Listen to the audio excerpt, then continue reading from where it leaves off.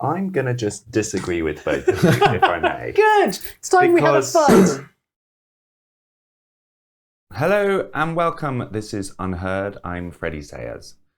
It is the last day of 2021 and it's been quite a year. We all thought 2020 was pretty much the weirdest year we'd lived through, but 21 had quite a few surprises of its own. So we thought we'd look back on some of the highlights and lowlights, some of the weird developments, and maybe what it might mean for next year and the time to come. And to help us do that, we have gathered two of UnHerd's biggest stars, Mary Harrington and Aris Roussinos. Hello. Let us just kick straight off then. So, going in time order, 2021 began with Trump still just about around. He was still on social media. And then there were those riots, or those what's sometimes called the Capitol Hill Insurrection, over in Washington, D.C. A certain number of people stormed the Capitol building. It became this enormous crisis and was generally perceived as some kind of putsch or attempted takeover. And then the very next day after that, Donald Trump was kicked off all social media platforms in a kind of follow-up putsch of a kind. Aris, what was your experience of that? You're not a huge America-phile at this point. I don't think the Jan 6th putsch, or whatever you want to call it, can really be separated from the kind of previous months of political disorder in the US. Obviously, I'm very bearish on America's prospects of maintaining political stability in the future, of having smooth, orderly transitions of power and so on. I think the weird thing with January the 6th was it was this kind of Schmittian moment, right? It was like a state of exception, but ultimately there was no dictator there. It's like he led up to like an auto coup, and then I don't know what he was expecting. There was no moment there. It's funny, like even before that, I had friends like DC types who were in the months leading up to the election. What they were most worried about was during the whole period of protest, like the George Floyd stuff. Bill Barr had assembled essentially a kind of private army from like the various parts of the US kind of security state, from the post kind of 9/11. So you have all these different kind of armed agencies who were all kind of assembled in DC. So you had all the parts actually of a very disorderly transition. A genuine coup could have taken place, you mean? All the moving parts are actually there for something like that to happen in the future, and actually, with a more competent actor, I think, yeah, I'd be very surprised if America's next few elections are smooth. So my response, and I want to come to Mary in a second, was I experienced it a lot as the hysteria of the left. Responding to it was a lot of the drama of that moment, because I think if you analyze it piece by piece, it's quite hard to find this big attempted putsch. I mean, the speeches that Trump was making were basically normal political speeches. He wanted to have a rally in DC. He obviously allowed it to build momentum. At no point did he say, let's overthrow the Capitol. He just wanted a big protest, and he had this whole thing about the illegitimacy of the result, which is what gets everyone so close to the point where they can call it a kind of attempted coup. But I don't know, I don't feel the evidence is there for it to actually be an attempted coup. And then the events itself, it was a small number of hundreds of people who overpowered or were basically let into the Capitol compound, which was a massive policing error, or maybe the police were, not to be trusted. And then they got in, and we watched images of them walking around the Capitol building like kind of awed teenagers on a school visit. They were taking selfies, they were looking at the monuments, they were sitting at Nancy Pelosi's desk. That was my experience. Mary, tell me if I'm wrong. Well, for me, actually, the the image that resonated from that whole episode was not so much the Capitol Hill riot, or whatever you want to call it, insurrection, putative putsch. It was Joe Biden's inauguration shortly afterwards, which took place in front of a very carefully selected audience of exclusively the American ruling class, behind concrete barriers and with something like 10,000 members of the National Guard, ensuring that the streets were empty of any dissent or incursion, pollution by the hoi polloi.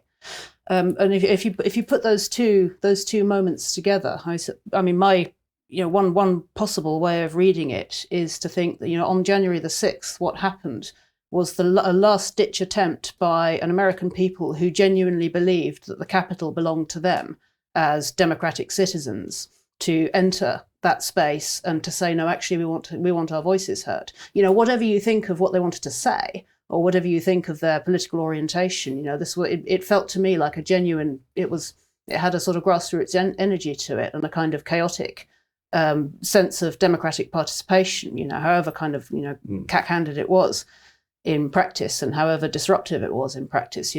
My sense was that there was something genuine, and once people got inside, they were saying things like, "This is ours. This belongs to us, the American people." And as you say, they were walking around in a state of awe. And then the response to that was to exclude those people altogether behind a kind of cordon sanitaire. And so from where I'm sitting, one way of reading the whole episode was that in fact the putsch happened.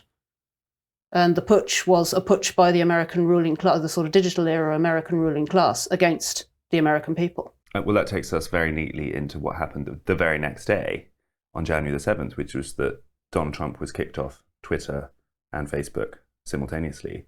Yeah. And his voice was removed. That kind of links so much into what you're saying, that the sort of reverse putsch, the top-down putsch. Yeah. And the remarkable thing of the rest of 2021, as far as Donald Trump is concerned, it almost feels weird to be talking about him, because it feels like ancient history, doesn't it? And how very, very successful that censorship was. And I remember at the time, there was lots of talk of, you can kick off Donald Trump from Twitter, but he will quickly start up an alternative social media. He will begin a new media empire. His voice will be heard. It will still continue to resonate. That did not happen. He has very, very effectively been silenced. And the whole world politics feels different without him.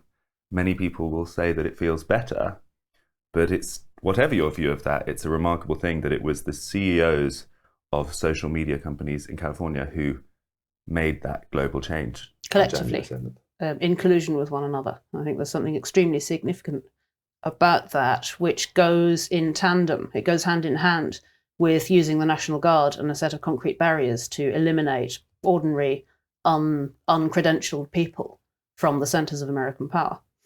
And I think that's probably one of the key trends of 2021. This sense that ordinary, uncredentialed people have just been eliminated from the centres of power, or there's a sort of growing collusion amongst the people who govern, a growing consensus among people who govern that's the prudent way forward. So, Aris, let me just put the alternative position to you, which is that my liberal American friends would say, no, never before in living memory has the legitimacy of an election result been overtly challenged by the loser. Never before have all of the institutions of liberal democracy been so undermined. He showed no respect for them. He was a danger to the republic. He was a danger to the ongoing democratic system. And yes, it was a bit heavy-handed to forcibly remove him from social media and so on, but it was a necessary step to protect the republic. Is that right? I mean, look, just because I don't like the people making these arguments aren't necessarily wrong. Like, you could very well make that case. Like, these are, legitimate arguments. There's a lot to it. In terms of, Trump being kicked off Twitter, surely it's just, Silicon Valley CEOs sucking up to the new bosses. They don't want to be broken up. They don't want their unparalleled reach over political life and, the fate of nations to be impacted. I mean, do you think that if the situation had been reversed, Trump would have had scruples about kicking off his sort of political rivals from media platforms. I mean that's an interesting theoretical. You don't intuitively feel that he would sort of defend their right to slag him off. No, but I don't know. I don't think he'd do that. I think that's not how Trump ever rolled on social media. I mean, he was an absolute genius at internet-specific ways of fighting, which is to say you never try and rebut the opponent's arguments. You just say they're lying and then escalate. And that's just how internet meme wars happen. And Trump was just a native, hideous genius at that. That's not a compliment from the point of view of civilized discourse, but that was what he did. In some respects, I think you probably could argue that the internet without Trump is a slightly more low-key place, and there's something to be said for that. So he's silenced for now, but his presence is still felt. I think the Liberals really miss him. Let's move on to March and April of 2021. So this next section is looking at something a bit closer to home. We are looking at that amazing interview that Prince Harry and Meghan did with Oprah in a extremely luxurious Los Angeles mansion in the garden. And this is obviously mainly a kind of tabloid fodder. It's something that Piers Morgan gets very excited about. And I don't think we need to sort of focus on the evils or merits of Meghan or exactly what her relationship with the Queen was or wasn't. But it does feel significant in that this was a kind of clash of values.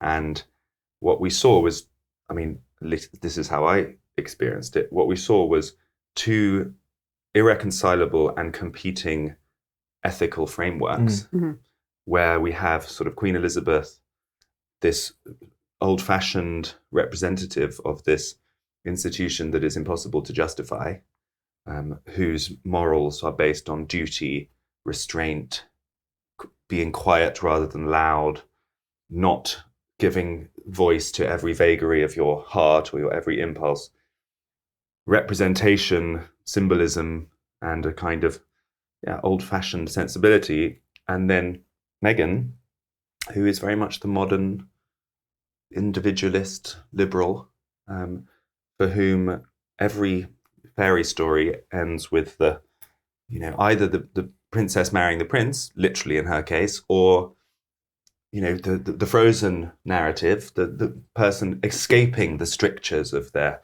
overly conservative, overly establishment family or setup and giving voice to their deepest desires. And in a way, it feels like Meghan has been outraged that the institution of the British monarchy did not allow her to do that. And that sort of Oprah interview was the roar of a different kind of ethic. Am I talking nonsense, or is there any truth? No, I mean, it's liberalism and conservatism, isn't it? Like you say, it's duty versus kind of individual self-expression and, self-remaking. It's hard not to see it as a moment of kind of national decline in a sense. That, all our illusions are stripped away, and we behold how things actually are. And how are things?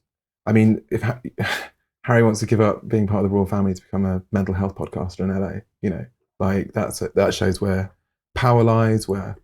He's aesthetically unappealing though it is. Like his rationale isn't wrong. Like he is in the heart of power. Well, right? To be fair, he's also sixth in line to the throne, so who cares what he thinks? Just from the point of view of the royal family generally, I feel like they're very keen to make themselves the centre of everything, ideally, as much as possible. But who cares what Harry thinks, because he's sixth in line to the throne. He's pretty much an irrelevancy, and there's a great big hoopla about him because there's a great media engine behind, that will feed off any kind of celebrity energy, and of course something royal is an immense source of battery power for that kind of garbage industry. But who cares what Harry thinks from the point of view of the British monarchy? I mean, the British monarchy might be reaching the end of its natural, or it might not. I mean, I think there's hope for it yet. I don't even know either, that I would see it in terms of liberalism versus conservatism so much as between a worldview that sees room for kind of relationships based on covenant, based on loyalty and just promises that once you've made them, you can't unmake, and relationships based on selfhood and transaction. I mean, that is the resident conservative, isn't it? I think no, because I think I see the left and the right as sort of two cheeks of the same backside, you know, within the overall overarching liberal framework. And actually, you know, in as the British royal family, I think of as a sort of a kind of it's the covenantal mode it's the covenantal relationship in kind of survival mode within that political framework. Actually, in that sense, it does echo the Edward VIII scandal in the 30s, Yes. which is often talked about. It's not just that Wallace Simpson was also American and there are other kind of aesthetic parallels. It's also that he also wanted to follow his heart rather than stick to his covenant. Stick to his, exactly. Exactly. So in a sense, Harry and Meghan are making a kind of category error. They are. I mean, I think she has become as vengeful as she has toward the royal family because she became a princess. She married into royalty and then discovered it just wasn't as glamorous as she thought.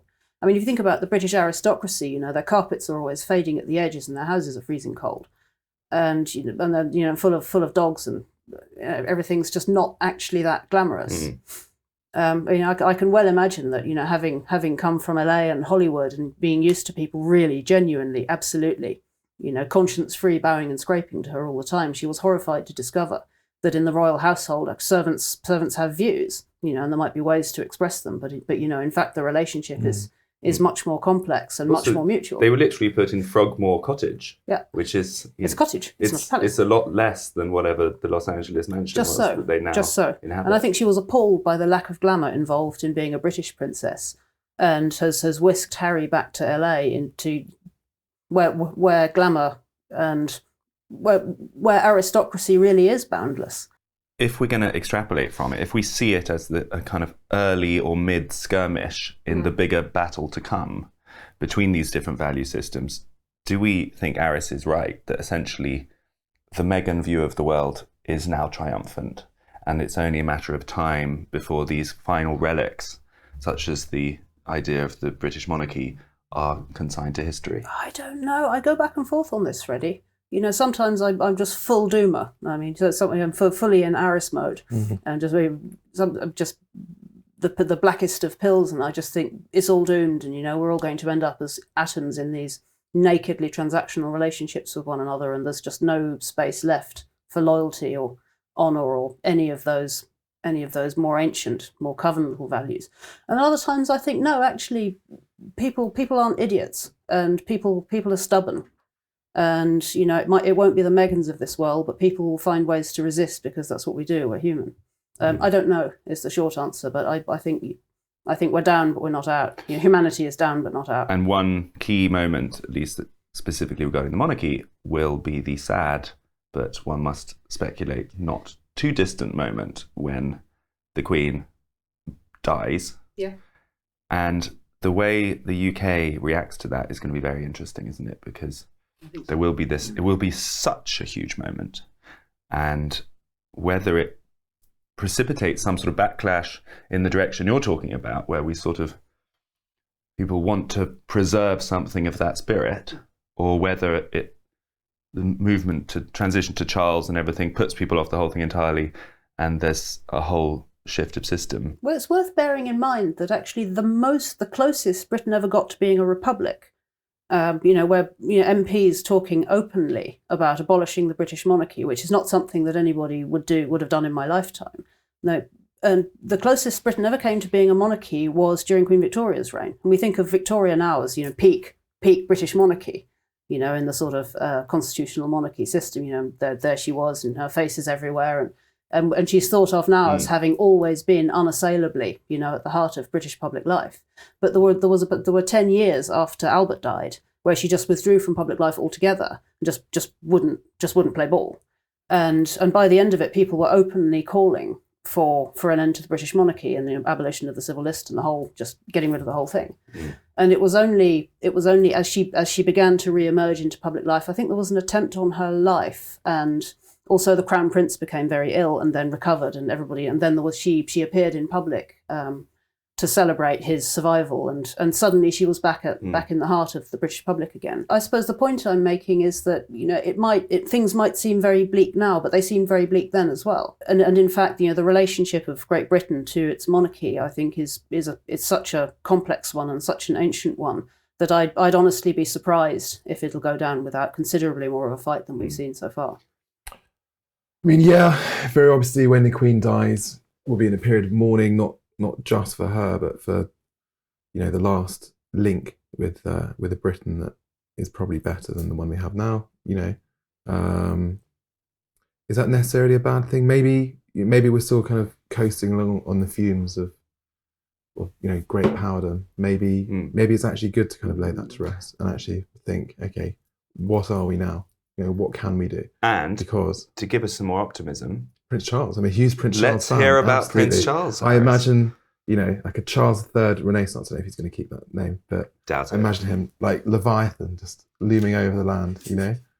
The revival of the state under Charles. Give us a minute for everyone's benefit. Give us a minute on the unrealized merit of Prince Charles. Why is he much better than people think? What's he done right? I mean, you know, obviously the environmental stuff, everyone talks about that, but he was right decades ago. His aesthetic taste, you know, generally has been borne out by events, I think. I do get the sense that, I mean, we watched it was a BBC, you know, doc. Obviously, it's PR for Charles a few months ago. My wife, you know, Irish Republican, ended up absolutely loving Prince Charles. Like, absolutely just, you know, fantastic, wonderful person. Everything he says, he just seems like a very... Maybe I'm projecting onto Charles here, but there's always the kind of hint of controversy about him, whether or not he'd meddle in the workings of the state, you know, whether he'd overstep his bounds. And I want him to. He should, because you know, the state doesn't work. Like, we have a terrible state. I think there could be some but I think there could be some creative interactions. So do you think we should be reaching the end of constitutional monarchy and go back to just monarchy? Divine right of kings. You know, I'm not against it. Okay, well, one thing I will say about Charles, which I don't think many people understand, is that he's also a mystic in a weird way. He has this very esoteric set of interests. That's right, and he sponsors a lot of kind of underground groups that are looking into sort of alternate philosophies, Eastern, Christian mysticism. He has this whole. It's precisely the bit that most people would find most absurd. It's the talking to trees, the sort of slightly kind of woolly alternative view of the world. But that's precisely the bit I think is most interesting. So all power to him. Let's fast forward to May, when the announcement was made about Afghanistan, that all of the final troops were going to be withdrawn. This is acting on the deal that Donald Trump did with the Taliban at the end of his presidential term. In August of this past year, we had that extraordinary scene of the Taliban capturing Kabul, or I'm not sure if that was exactly the right word, because they appeared to turn up with very little resistance and just walk into Kabul, which surprised apparently everyone. And in the very beginning of September, there were those weird days when we had scenes at the airport. There were thousands of people frantically trying to get out. The final troops were withdrawn. Everyone was tearing their hair out and clutching pearls and saying what an absolute disaster this was, specifically because apparently the covenant that the West had made with the people of Afghanistan in some way was being broken. And I confess that I saw it slightly differently at the time, because I thought every president for the past few presidents has promised to get out of Afghanistan. And here was Joe Biden actually doing it. And yes, it was messy. And of course, it was sad for certain groups within that society. But it was always going to be messy if he actually did it. And Biden, frankly, went up in my estimation at that moment. Mary, how did you feel about it? It was a very, I thought, significant moment in a lot of big stories that we've been telling ourselves about how the world works for some time, particularly I mean, the central one, I suppose, is this dream that you can just roll democracy and the kind of liberal worldview out worldwide at gunpoint if necessary, and so or through by pump priming, seeding a few NGOs and sort of generating an entire infrastructure of civil society from the top down, and it feels like that's been an industry in the United States and also in Britain and the liberal West for some decades now. The sort of NGO industry, which has sincerely believed that it's possible to make the world better, sort of from the top down in that way, and to create ex nihilo new civil societies which work the way we want them to. Whether it's by educating Afghan women about French conceptual art or I don't know, funding NGOs to support this or that minority. And I think it was absolutely devastating for a lot of people who, despite Iraq having gone as horribly wrong as it did, still very sincerely believed that was achievable. And not only was it achievable, but it was the West's, the Anglophone West's moral mission to pursue this and to affect this worldwide, because self-evidently our way of doing things is the right one, according to that story.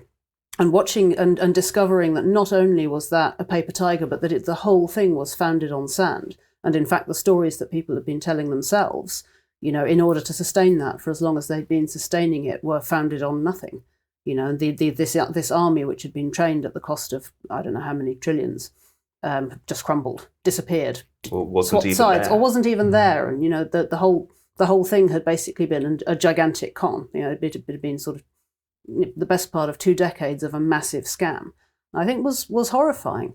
But what's truly astonishing is that since then, we're hearing very, very much the same story being generated now in the context of Taiwan and Ukraine. There are people who just won't let go of that idea of America as the global policeman, and this idea that in fact we need to uphold, we need to roll out a particular set of values worldwide or defend a particular set of values worldwide. It's still there. People are deeply attached to it, despite catastrophe after catastrophe. It's there, but I do feel like this was a significant year, as you said in the first part there. And this is, we're all roughly 40, if I dare, share that crucial detail with everyone. But it means that our whole life, pretty much, has been lived under the shadow of that narrative. Has been lived in that narrative. Absolutely. So it feels like the end of a whole sort of moral imperative. And my feeling if you think about how outraged and distraught everyone was about Afghanistan in August and September, and how very little we hear about it now, actually it feels to me like left and right have accepted the end of that narrative, and that this was actually the final death knell to that way of thinking. I think it would now be impossible for a serious project on the left or the right in a Western country to get enough public support to do another international adventure like that. There are many more voices on the realist side of foreign policy in the conversation now than there would have been even 5 years ago. And certainly, I think you would have struggled to get any airtime at all for a realist argument 20 years ago, because everyone just took it for granted that the sort of liberal manifest destiny was just that was just the reality. And I think you're right that the wind has changed. And I mean, you only have to look around you. You only have to look at the international news to see that just isn't the world we live in anymore. I mean, everyone's been watching China assemble its Belt and Road Initiative for some years now, and I think you'd have to be asleep or just to have been effectively unconscious for the last 10 years not to realise that has an immense, significant long-term impact on sort of fantasies of kind of Anglo hegemony going on in perpetuity.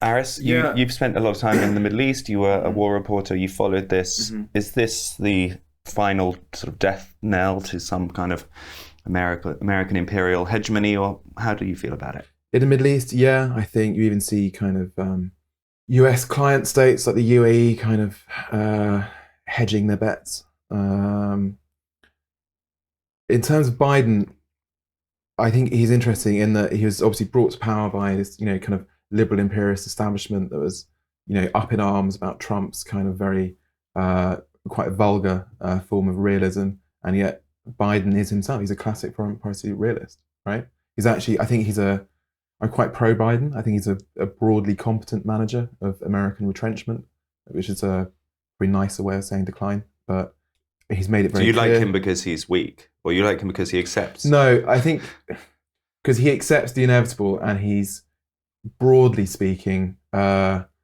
extricating America from its commitments that it can no longer afford or maintain in a relatively undamaging way. So I think it's actually a very low risk of, hopefully, of some major conflagration bringing in the US under Biden's watch. Whereas Trump, I think his realism was overstated by his fans or boosters, and do you feel like I think he could have created a terrible degree of chaos in the process of retrenchment. But when to go back to Afghanistan and that withdrawal and all of those chaotic scenes, and women in Kabul not being able to do exactly what they were able to do before, girls still, as I understand it, not returning to secondary school, this sense that we had made a promise to that country and we had failed to back it up. And a lot of people, conservative and liberals in the West, were really distraught by that because it felt like an admission of defeat. Yeah, sure. But I mean, it's completely unrooted in the realities of Afghanistan, right? So, all the female newsreaders and, kind of NGO wonks, whatever, in Kabul were essentially built on, built on a throne of blood in the countryside, essentially, in the sense that, a lot of Afghan peasants are being killed in ways that, whether by kind of CIA trained death squads or, drones hitting the, unintended targets, whatever, a huge amount of death just to kind of build this unsustainable Kabul bubble that really had no kind of, no meaningful chance of survival. So I think, when you've got people like, Tom Tugendhat, whatever, saying, oh, we should go back on our own somehow and, defend Kabul, like, it's completely just divorced from reality. There's something even more sort of profound than that, and more controversial, actually, which is what the people of that country really want. And there was a Pew Research study, and I have no idea how much credence to give an opinion poll in Afghanistan, obviously, but the numbers of people who preferred Sharia law, who preferred to live in a more traditional way, were astonishing. Very, very high majorities. And, you wonder whether the situation in Afghanistan, with all of these rural provinces just unrecognizable from the metropolitan center, is oddly similar, or at least a kind of parallel version of what we have in Western countries, where there's a minority in the more metropolitan areas who prefer this more sort of progressive internationalist future, and maybe the majority prefer to live as they're used to. Is that a possibility? And should we be acknowledging that? I mean, yeah, like, even if you go back to the Soviet occupation, Soviets expended a great deal of effort into, expanding girls' education and having female pilots and female politicians, all this kind of stuff. It was a huge deal for them, and that was one of the main drivers of the revolt against the Soviet occupation, in the sense that angry, provincial conservatives, for want of a better word, were scandalized by it. I think we need to bring in Mary on this, because this is high controversy here. This is a dangerous zone, because for a bunch of people sitting in a studio in London to decree that actually the people of Afghanistan prefer it like that is not a reasonable thing to do. But you're going to invite me to do that anyway. No, I just want to focus on the women point, really, because that is the thing that is most commonly discussed. And obviously there are thousands of women in Kabul in particular who are very, very angry and frightened and upset, and the future they were promised doesn't seem to be available anymore. Can we even put ourselves in the mindset of a woman in a provincial part of Afghanistan who's never thought that way? How should we think about that, Mary? I mean, the short answer to that is no, not really. But one of the themes I often come back to in my writing is the extent to which cultures, all the way down to the granular, well, particularly really at the granular level of family life, which is to say sex roles and how men and women live together, and how we raise children and how we exist in extended families. It's impossible to disaggregate that from the wider material conditions that any given social group lives in. You just can't. And to put that slightly more bluntly, it means you cannot roll out the kind of progressive mindset which is common to and arises in a high-tech, affluent, modern world. You just can't roll that out in a context where people go to the well every day for water and there's no electricity or regular sanitation. Now, I will freely admit that I don't know an enormous amount about how Afghan peasant women live, but my sense is that it's not a high-tech, affluent, modern civilization. Life is hard.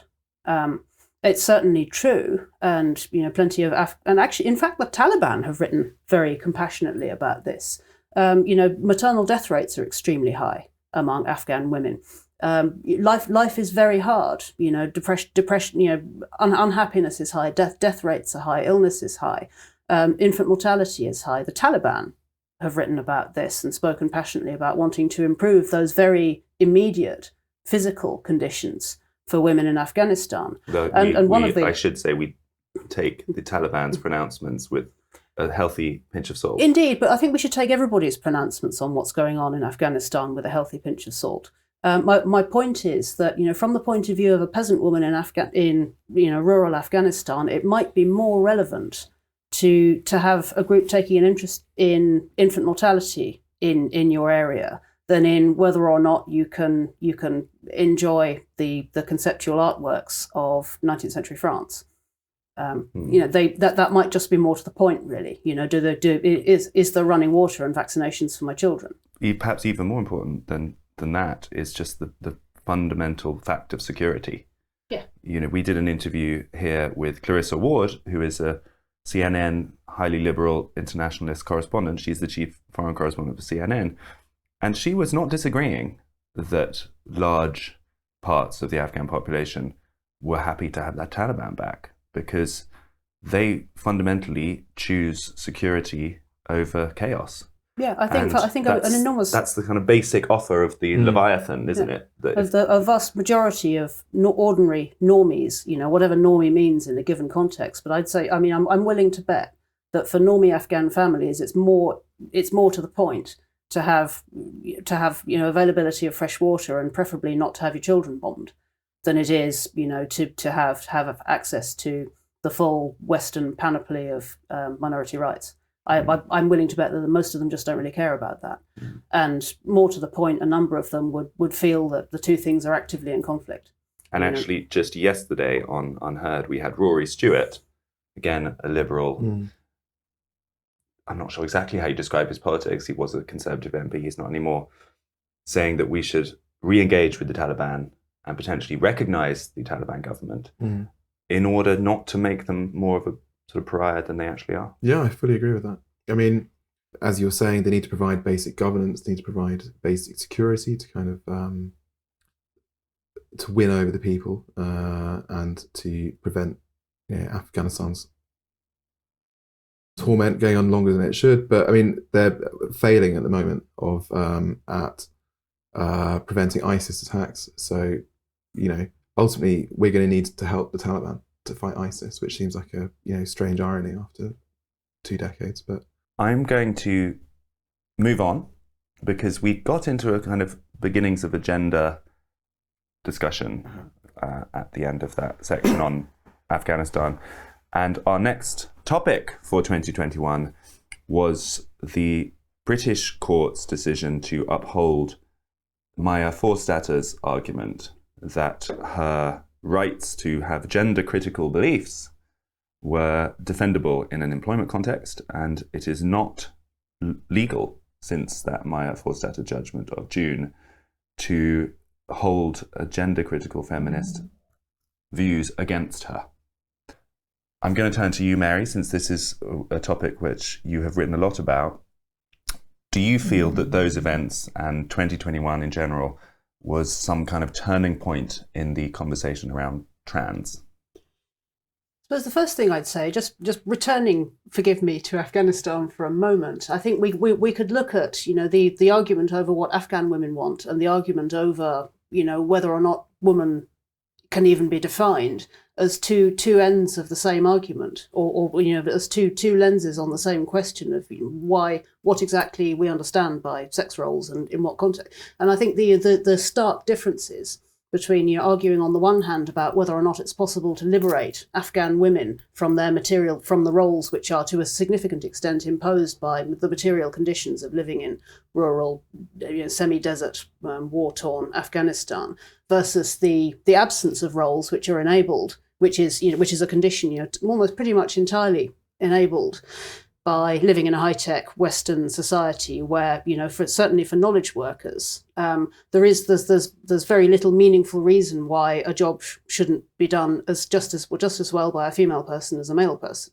So at one end you have a question about whether or not women can be the same as men, you know, because of one set of material conditions. And right at the other end of the spectrum, you have the arguments that we're having over here, which are about whether or not there is even any meaningful differences between men and women, because the material conditions we live in render those differences almost irrelevant, you know, except in some very specific contexts, which is really what about this argument over gender, quote unquote, gender critical beliefs is about.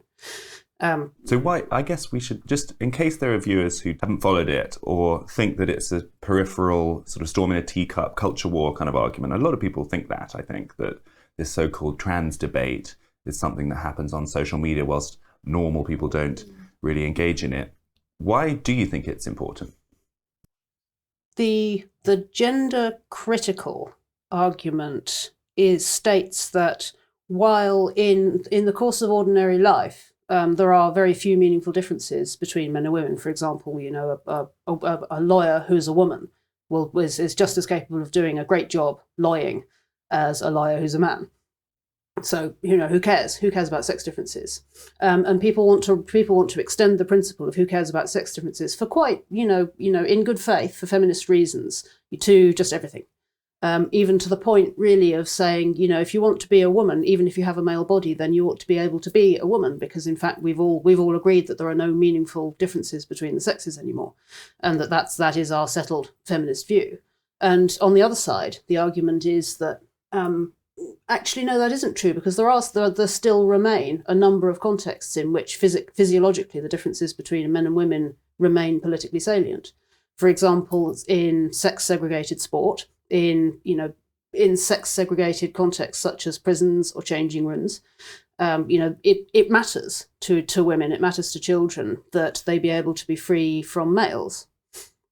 Not because all males are dangerous, but because most of the people who are most sex offenders are males. And this is, you know, hashtag not all men, obviously. But you know, the numbers are overwhelming. Something like 99% of all sexual assaults are carried out by males. And the gender critical women say, no, we need to be able to uphold a principle of segregation, not on the basis of the role that you want to play in a kind of cosmetic sense, but what sex you are. And that in fact it's not possible to change sex. You can change your appearance, you can pass as the opposite sex, you know, with a significant amount of medical intervention sometimes, but you can't actually literally change sex, and we need to be able to hold to that. But it's a different, because I genuinely don't know the answer to this. What is the main driving energy behind sort of the side of the argument you're talking about? Is it more that it's just a fallacy? It's not scientifically possible, and so why are people talking about it? Because it's nonsense and it needs to be resisted on the basis of defending truth as a principle? Or is it this idea of special refuges for women, sports, prisons, a kind of more practical impulse about defending potentially vulnerable women?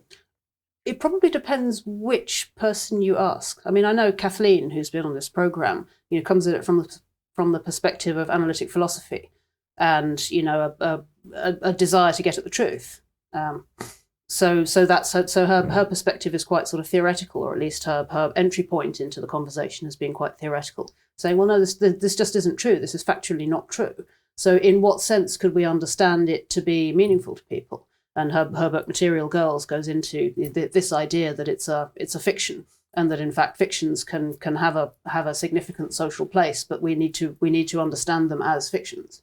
And there are others who take a much more sort of ground level feminist activist perspective on the whole thing.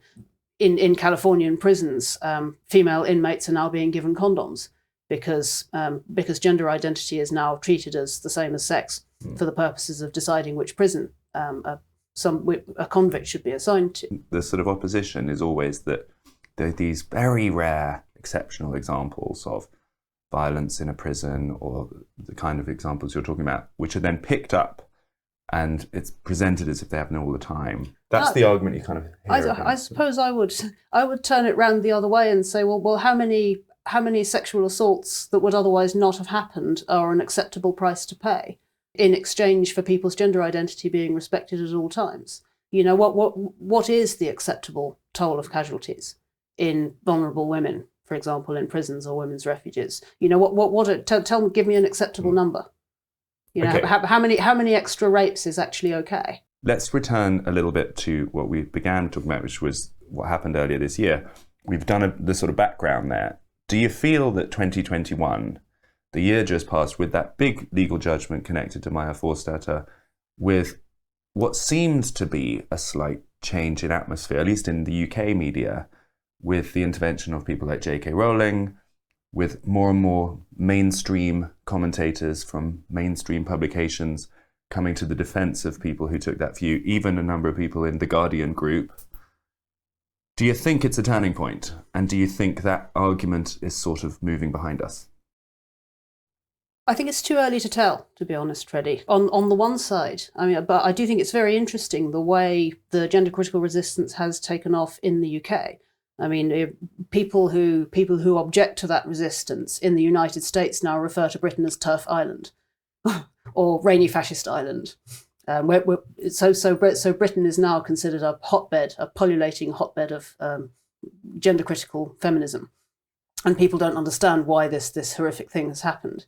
I think it's mostly down to Mumsnet, if I'm honest, which is straightforwardly a forum for women who have children to exchange views, which has been a hotbed of turf radicalisation for well over a decade. In fact, while I was still on the other side, I was a Mumsnetter, and you know, these arguments were happening ferociously, you know, back in the late noughties. You know, but is the tide turning? I don't know. I mean, what I've been seeing happening, and this has been taking shape really very slowly over the last decade. You know, from being very much a conversation among mothers, you know, happening on a website in say 2008, 2009. It's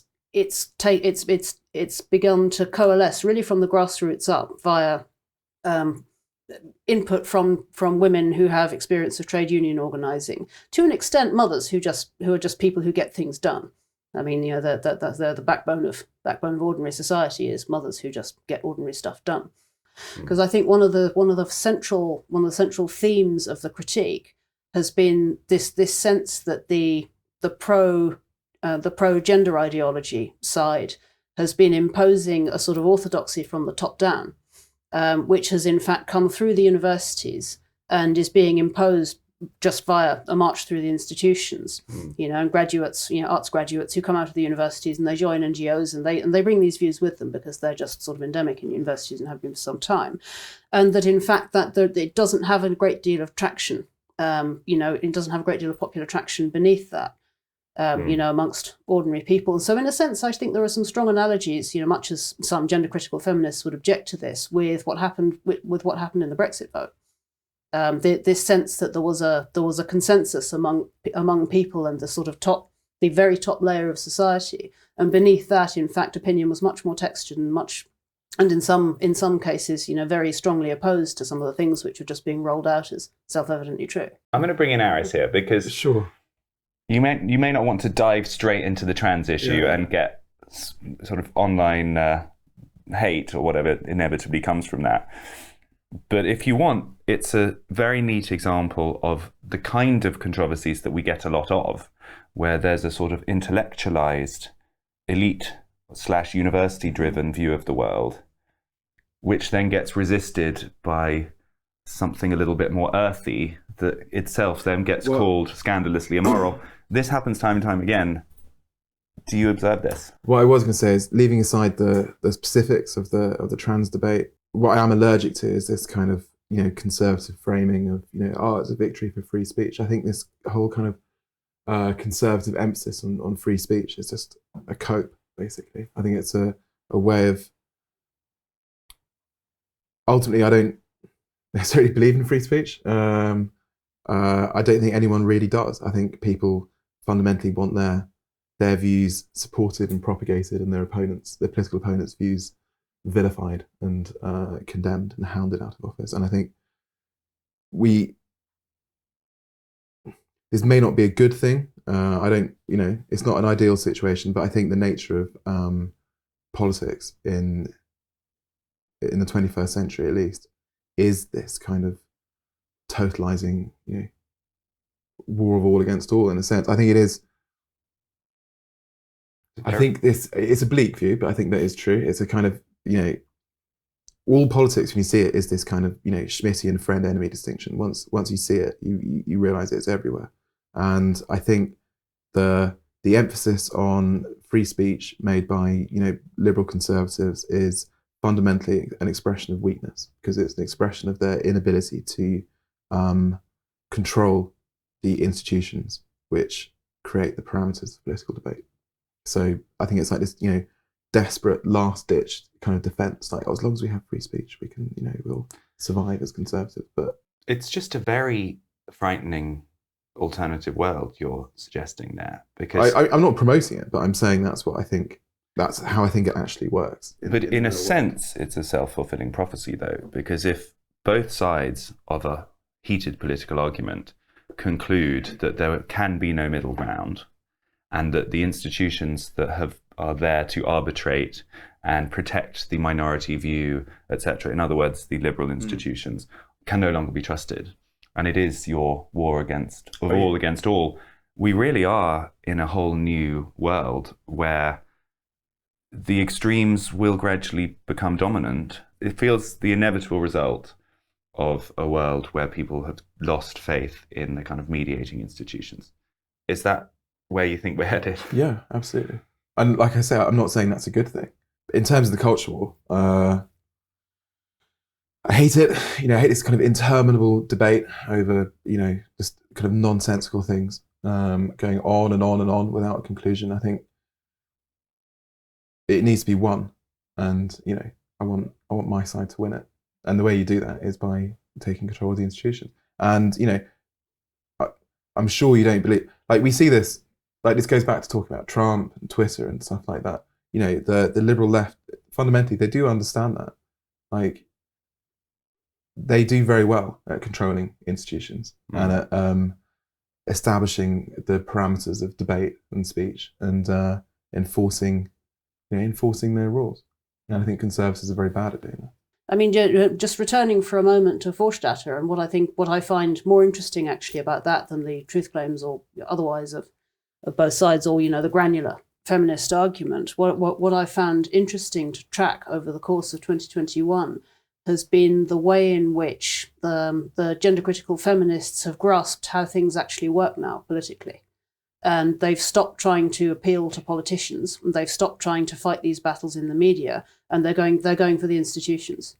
The gender criticals have, they've formed their own campaigning groups, they've formed their own spokes institutions, they produce their own materials to go into schools. Transgender Trend now has an information pack for supporting gender diverse young people in a way which in their view is more supportive of people who are gay and lesbian and questioning, rather than just sending people straight onto the transgender identity pathway, for example. And also there's been a very concerted pushback against the Stonewall diversity champions. scheme, which has been a crucial delivery mechanism for institutionalizing sets of policies and procedures via the HR departments of an enormous number of British public and private sector organisations. So in effect, sort of laundering Stonewall's view of the world into just the ordinary course of things via HR departments, and the gender critical movement has stopped trying to argue the toss in the media, or stop focusing on arguing the toss in the media, or sort of really even debating the principle of free speech, and they're fighting the battle on in institutional grounds instead, and saying no, actually we need to push back against Stonewall. No, actually we need to get these institutions out of HR departments. And in fact the people have grasped where the battle actually is and where politics actually happens. And if you generalize that to a bigger if you generalize that, actually it supports what Aris is saying, which is effectively what you're saying is we already live in a post-democratic society. Absolutely. Where in fact these zero-sum epistemological battles are being contested via, for example, HR policies. And in fact that's where it is now, and the democratic stuff is almost a kind of effect of all of that. Yeah. I'm going to just disagree with both of you, if I may. Good. It's time we have a fight. I think there's a sort of glamour in being doomerist like this, to sort of fast forward trends and see them to their logical conclusion.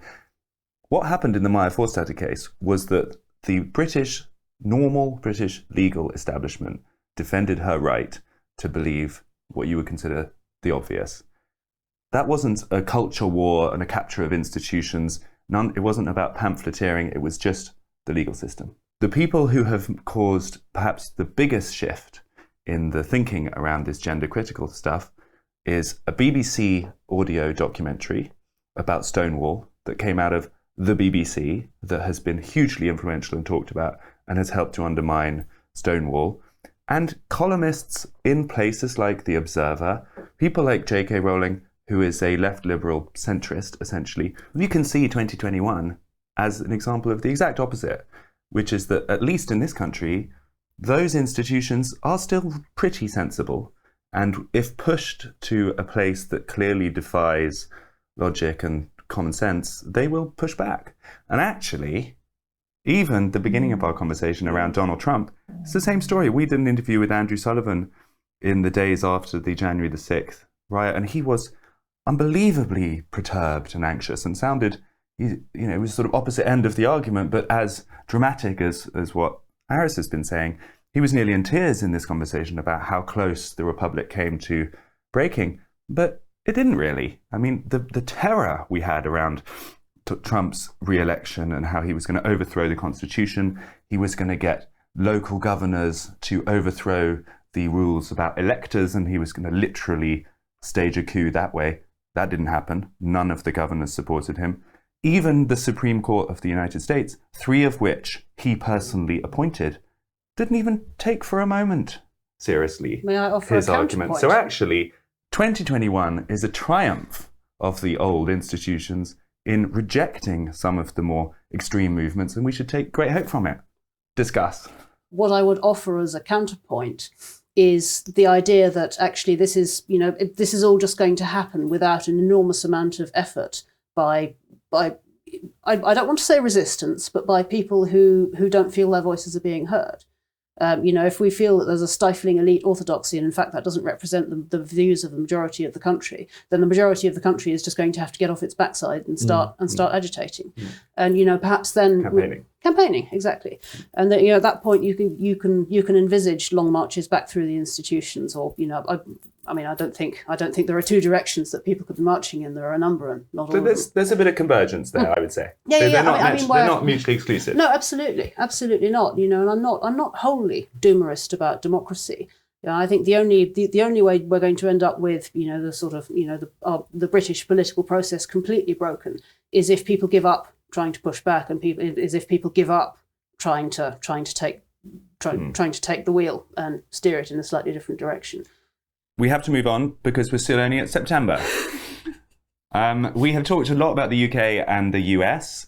We're now going to go further afield to a country called El Salvador in Central America, who in September of 2021, the president took the decision to make Bitcoin a national currency. It's caused some excitement for the crypto enthusiasts and was just quite an interesting example, I thought, of the direction we may be going in with things like new currencies. And I've actually been confused, I'm happy to admit on this, because we get a lot of people in the comments underneath these videos who are very keen on crypto and think it's an enormously kind of populist insurgent program which is going to kind of remove the power of the financial elites and be for the little guy. But then a lot of me suspects that the big winners from crypto are the existing elites who are playing the system extremely well.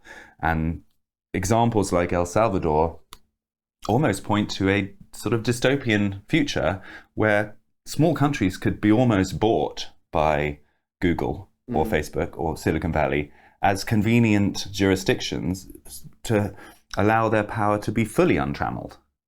Which is it? Are we pro or are we anti? Who wants to go first? Can I quickly say, quite a few of my friends are very, strong crypto evangelists, really genuinely believe it's going to, dismantle the system of fiat currency and the dollar system, all this kind of stuff.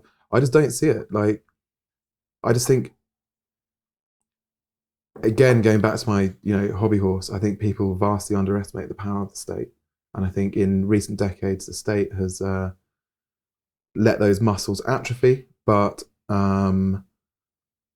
crypto just isn't regulated. Or, I think if it ever posed a genuine threat to the dollar or to the international financial system or whatever, it would just be regulated out of existence. It would be driven, completely underground. It's already been banned from China, for example. Well, yeah. I mean, but you just need the US or, the EU or whatever to do it. And then it doesn't really matter if, some tiny Central American country, you can go and, purchase your orange juice with some minuscule fraction of a Bitcoin.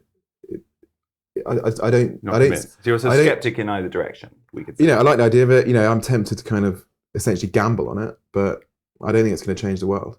But maybe, I don't know. The thing is, put the crypto movement and things like Bitcoin together with a more assertive power of the state, which we've seen a lot of during these COVID years, and you get to centralized digital currencies issued by states. And there is this big movement. China has issued its own. We have Britcoin coming, apparently, according to Rishi Sunak. Now, that is really frightening to a lot of people, because then you could be paid in government-issued digital currency, which they can add rules to. So potentially you get your salary and it says, hey, well, unless you buy healthy food, you're not going to be able to spend it. Your salary might expire in 6 months unless you spend it on government-mandated projects. This is the dystopian future that a lot of people are worried about. You, who's such a big sort of advocate of the state power, does that not make you worried? I'm not against an authoritarian state as long as you're in charge side. of it. Pretty much, yeah. You're not frightened about that? Not really. I don't actually think that's vastly different to what we have now. It's not like you have a giant wad of gold bars under your bed, that you can have a independent existence. yourself. But yeah. Mary, Bitcoin, crypto, El Salvador, this whole new sort of movement in money, does it excite you or does it worry you? Well, here's the bit I don't understand about it. It's offered, the upbeat story of crypto is that it will free us from being shackled to place. It'll free us from being shackled to jurisdictions and larger sort of structures of state power. That's the big dream, is that it frees people, for example, to create their own micro-states, according to their own rules. There's the sort of the kind of mold bug dream of city-states, each with their own Caesar, and you can go and find one where the rules suit you. And so citizenship as a service is the dream. So here's the bit I don't understand, and it may just be that I'm underinformed, but I genuinely don't see how this works. So in order to have crypto, we need computers, right? Because we need to be able to mine them. And that means we need to have the physical computers. And that means we need to have the motherboards, which are manufactured by actual people in actual places, from materials which are mined by actual people, usually in different actual places, and which are shipped around the world on physical ships which in turn relies on relatively uninhibited, safe shipping lanes on a fairly regular basis. Now, we've all experienced some disruption in the global shipping industry recently, and we didn't like it. And what I think it gets greatly underestimated, in all of this talk about how things could change is just how far we take for granted uninterrupted global shipping. Which in turn depends to a significant extent on the Pax Americana. The reason we have the reason we have globalization is because of the Pax Americana, broadly speaking. And should that go away or become multipolar? I mean, in fact, it's a reality already that the shipping industry and international companies have already started splitting their supply chains. So they have one supply chain to operate in the Chinese realm, and they have a completely independent one. So they're no longer subject to disruptions between different sort of geopolitical spheres of influence. What I do not understand about crypto is that it wants to unmoor money entirely from states, but everything material that enables crypto to exist is structurally dependent on the existence of states in a relative condition of peace internationally. So if you sort of disaggregate those things, I suppose my question is it even possible to disaggregate those things without the entire computer industry, shipping industry, mining industry, and everything just going boom underneath it, at which point it stops being able to, not just being able to mine Bitcoin, but exchange it. So actually the foundations are more fragile than we might realize. And these sort of romantic dreams of total decoupling from state power, as you said, creating little city-states, etc., actually are sort of dangerous in a way. Well, I suppose I would think of it more as they're structurally dependent on the thing that they're trying to liberate themselves from, if you see what I'm saying. This sort of dream of autarky is structurally dependent in some very concrete material ways on the sort of globalized infrastructure which it's trying to replace.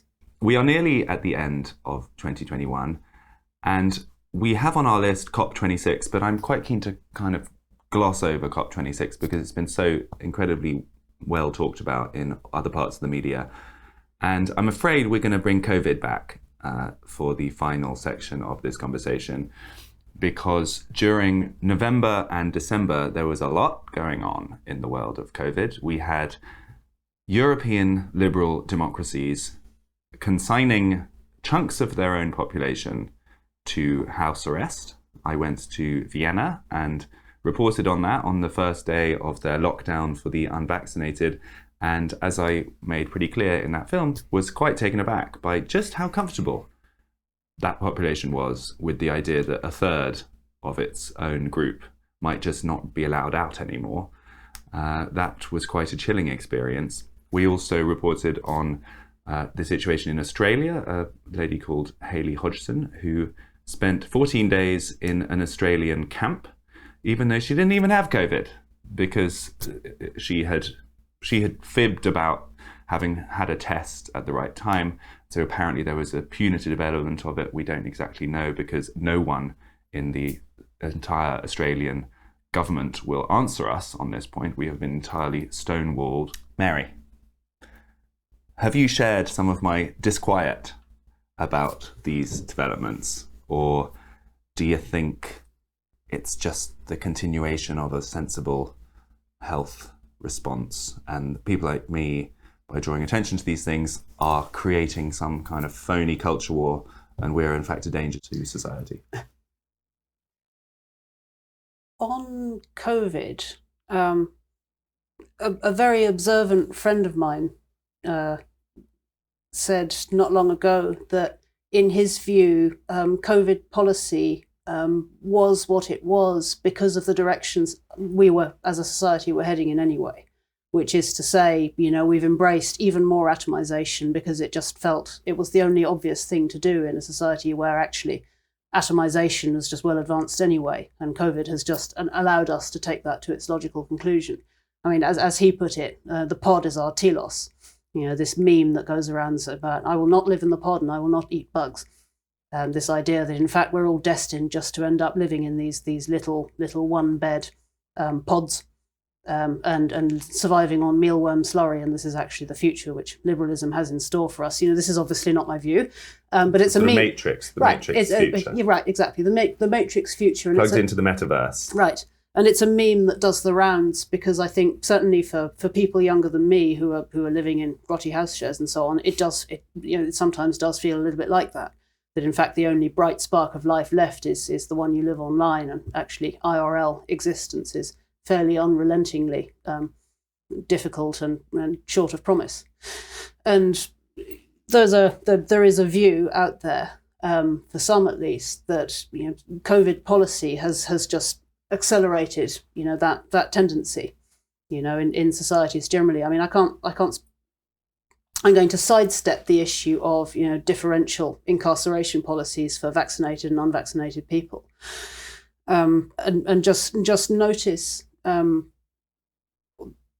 thing which I've found most salient and really the most painful of the entire sort of pandemic era, which has been a sense which has just seemed overtaken everybody, that COVID is a disease of sociality itself.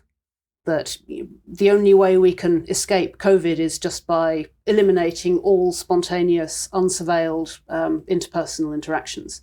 And in fact, it's a disease of human intimacy, and it is in fact contact, that hasn't been illegitimate contact between people, mingling, a sense that just by interacting with one another, we're somehow polluting one another, and that in fact the only ethical way to act in this world is to retreat into our pods and engage, as much as possible remotely. There was a story, wasn't there? I think it was South Korea that was road testing a kind of program to reduce. Yes. UnTACT, which has been accelerated during. This is a program to eliminate all human interaction from everyday life.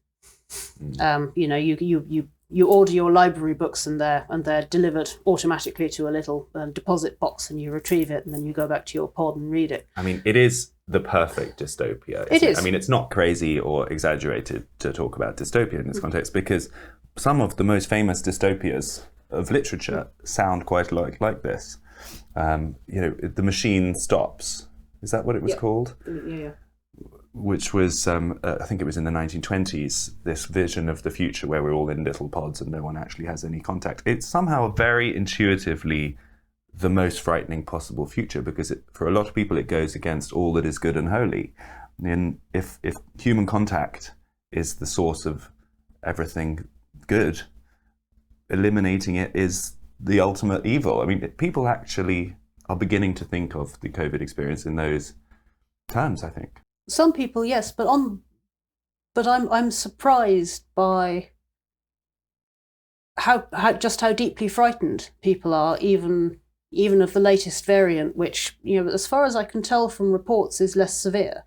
But the reports keep pouring out about rocketing cases, and everyone everywhere has got ill. I mean, but in a sense, we're all sort of glued to this rolling ticker tape of numbers which are offered without context.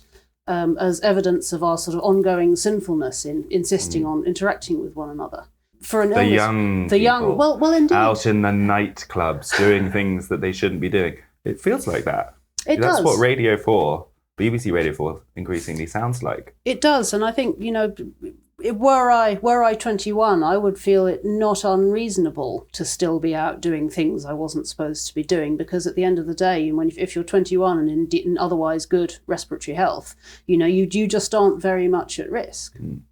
You'll probably just feel a bit rubbish for a couple of weeks, and then you'll go back to being all right again. So in a sense, I feel like a lot is being asked, particularly of the young, who are also the ones who are sort of stacked up to the rafters in overpriced little pods, and now they're being told that they can't even go out to nightclubs and have sex with one another because we have to protect the boomers. And if I were a sort of young millennial or Gen Z, I'd be looking at that and thinking, hang on a minute, we have to say we've already the boomers have done all right, and now you're asking us to sacrifice what? Aris, I've been looking forward to this discussion actually, because you and I thought somewhat differently about the whole COVID. As I'm just going to caricaturize your own views for you, which is that I remember distinctly in the beginning of the pandemic, you were quite sort of moved and inspired by the assertion of the state and the clamping down on nonsense ideas of individualism and everyone having a moral purpose to get together and defeat the virus. And it feels like, in fact, you appeared at an UnHerd event and got lots of comments of people who were quite unhappy with your views. Now is your chance to tell us about any kind of journey you've been on in 2021. You know, look, I think I'm quite a boring COVID centrist at this point, in that when it began, I saw COVID as almost like, you know, those kind of fluorescent liquids you inject into the bloodstream to show where any blockages are in the system. So it showed up the fragilities and the blockages within our body politic, I guess, or like our economic system as well. So we suddenly realized, like, oh, we can't make masks. We need to, you know, go to China and beg them to, you know, allow us to have some masks or capes or, you know, whatever, all these kind of things. All the awareness now of, you know, fragile global supply chains and stuff, that didn't cut through until COVID happened. And I think it was a way to bring back the state as an actor, as, you know, as a competent actor, which I think is a good thing. I still think is a good thing. That's happened. Well, I think we just have a particularly incompetent state, but I think it was a so I mean, things like, you know, building the vaccine center, very good thing. Selling it, very bad thing. So, you know, it's always one step forward, two steps back in Britain. But in terms of the current situation, you know, look, I think where I disagree with you is I resent how the whole thing's become politicized from the start. Like, into, you know, it's become just another front of this, you know, giant rolling global kind of culture war, where, like, I feel, you know, like, I've been vaccinated twice. I've had COVID. I'm in no particular hurry to get a booster. I think I'd, you know, if Omicron is as mild as they say, I think I'd just rather get that. Hopefully I don't die after having said this, so everyone gets a laugh at me. But do you feel you've reached the end of your... I mean, it's over for me. Like, you know, COVID's done. And I think... I think at this point, look, everyone who wants to be vaccinated is vaccinated, right? We've locked down the country for as much as we can, realistically. I don't think the political system... Wait and see what they do in January. I really hope they don't close the schools down in January. It feels almost impossible to kind of weigh up the relative risks or whatever, because the whole thing is so, like, madly politicized. I think it's interesting that you have reached this point, at least, of feeling that it's sort of enough for you now. Because I do remember you were quite sort of firm on that. So, and I think, without wishing to take you as a kind of cipher for the normie part of the population, which I'm sure you wouldn't appreciate, I think a lot of people have been on that journey. And even people who were very, you know, I know people in my own family and friendship group who were really quite militant about the whole thing in the beginning. And they've just sort of said, I'm done now. Yeah. You know, at this point, it's 2 years down the line. We can't go on like this. Yeah. At some point, you know, we can't just live hand to mouth on updated vaccinations to find out if we're going to be allowed to leave our houses or not. Yeah, absolutely. I mean, look, I was very hawkish until there were vaccines. You know, like I say, everyone who wants the vaccine has had the vaccine now. Like, even with 2 jabs, I think my chance of dying is very, very low, hopefully. You know, how much more? What more can we do? Yeah. I mean, one thing I would actually take issue with what you said just previously is this idea that it's been in any way a reassertion of state power. Because I think what we saw during this COVID period was states reduced to sort of pupils in a classroom who were competitively ranked in things like the Financial Times on certain pre-agreed metrics and literally put in rank order and given awards if they're at the top of it or punished if they're at the bottom of it. And in fact, if anything, it felt like a diminution of state power, because whatever was decided at the level of the World Health Organization or by a few leading Western nations was then very rapidly copied by the entirety almost of the world. And we famously hold Sweden as an exception to this, and there were others.